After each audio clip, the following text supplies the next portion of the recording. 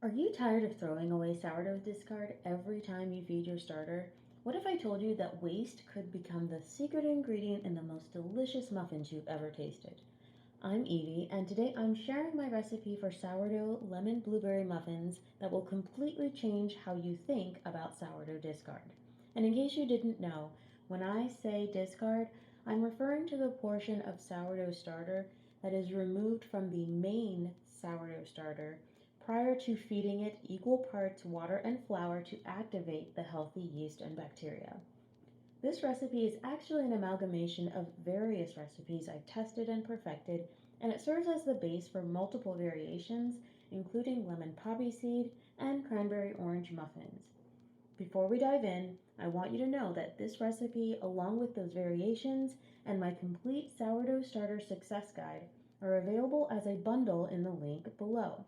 It's everything you need to master both starter creation and delicious discard recipes. These muffins prove that sourdough discard isn't waste, it's an opportunity to create something beautiful and nourishing. First, you'll need to gather your kitchen tools.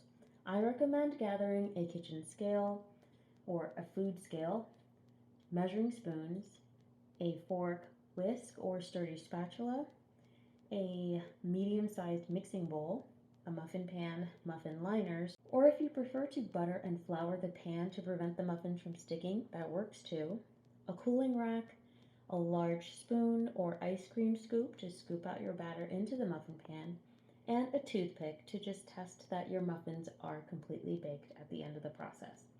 Next, let's talk ingredients. For this recipe, you'll need everything listed here on the screen. Your sourdough starter can be an active starter or it can be an unfed sourdough discard. For the butter, you can use either melted butter or a soft room temperature butter. If the butter is super soft, then I typically don't bother melting it. But if I'm using butter from the refrigerator, then I will measure about 80 grams into a small pot. And then by the time it's melted on low and I pour it into my mixing bowl, it measures out to be 76 grams. For the milk, you can use cow's milk, plant-based milk, like almond milk or oat milk. And while I've never used goat milk with this recipe, I'm sure it would work just fine. I do recommend using a sifted all-purpose flour, cane sugar, baking powder, and salt. And the zest from either a large or two medium to small to medium sized lemons, as well as about a cup of ripe blueberries. The blueberries can be fresh or frozen. From this demonstration, you'll see me using fresh blueberries. Now, this recipe typically makes about 8 to 10 regular size muffins or 4 to 6 jumbo size muffins. Since I was baking this for my home and not for customers, I did not measure each muffin. After you've gathered all your ingredients together, preheat the oven to 450 degrees Fahrenheit. The key to tender muffins is gentle mixing. Keep in mind that we're not making bread here. Overmixing creates tough, dense results, which is the opposite of what we want.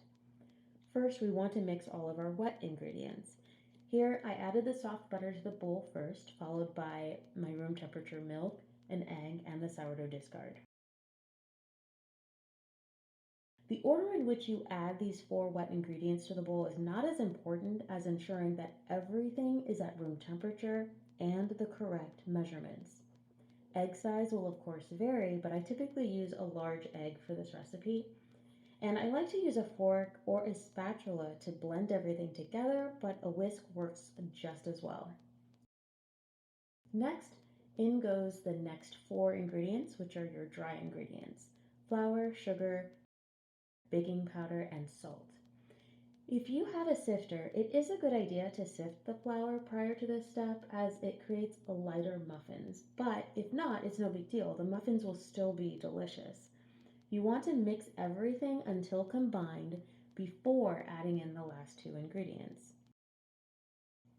Fresh lemon zest adds brightness, and I like to use as much of it as I can in this recipe, usually from one very large or two medium-sized lemons. Once the lemon zest is fully incorporated, it's time to gently fold in our blueberries to prevent them from bursting and turning everything purple.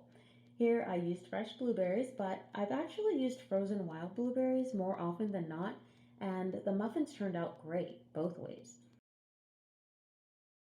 I didn't exactly measure the blueberries here, but I would recommend starting with 1 cup, and as you continue to bake, you'll figure out the amount that works best for you. Once the blueberries are pretty evenly distributed throughout the batter, it's time to start scooping. I like to use a combination of an ice cream scoop or a small ladle with a spatula to scoop the muffin batter into the muffin pan. Speaking of the muffin pan, in this instance, I'm using a jumbo muffin pan, and it is lined with parchment muffin liners because they were readily available. Something special about this recipe is the temperature technique that creates bakery quality results. We've already preheated the oven to 450 degrees Fahrenheit. After you fill the muffin pan with your batter and put it in the oven, you want to immediately reduce the oven temperature to 425 degrees Fahrenheit. The muffins will only be at this temperature for 5 minutes, during which time you can gather a small bowl with about a tablespoon of sugar while the muffins start to rise quickly. After 5 minutes, quickly open the oven and sprinkle some of the sugar on top of each muffin. Close the oven door and reduce the oven temperature again, but this time to 350 degrees Fahrenheit. You can use a coarse, large granule sugar like you see in bakeries, or you can use cane sugar like you see me demonstrating here. Or you can leave out the sugar topping altogether. This temperature technique ensures nicely domed muffins with a tender crumb and beautiful color. Depending on your oven, the muffins may need to bake for about 18 to 20 minutes at 350 degrees Fahrenheit. You can use the clean toothpick test to confirm they're done by sticking a toothpick in the center of your muffins. As long as the toothpick comes up with no batter and no crumbs, then they are ready. Do you see this fluffy, tender crumb? Oh my goodness, it's so soft and delicious. And the sourdough discard adds a subtle tang that balances the sweetness perfectly. It's just so good.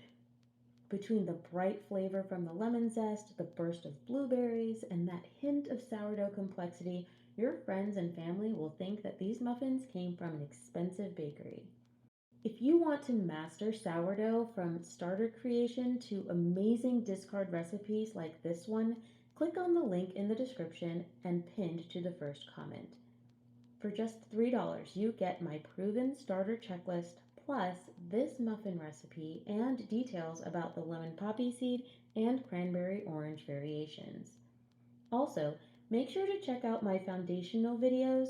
Click the image on the left to watch how to create a sourdough starter with just 2 ingredients, or the image on the right for my daily starter series that shows real-time starter development.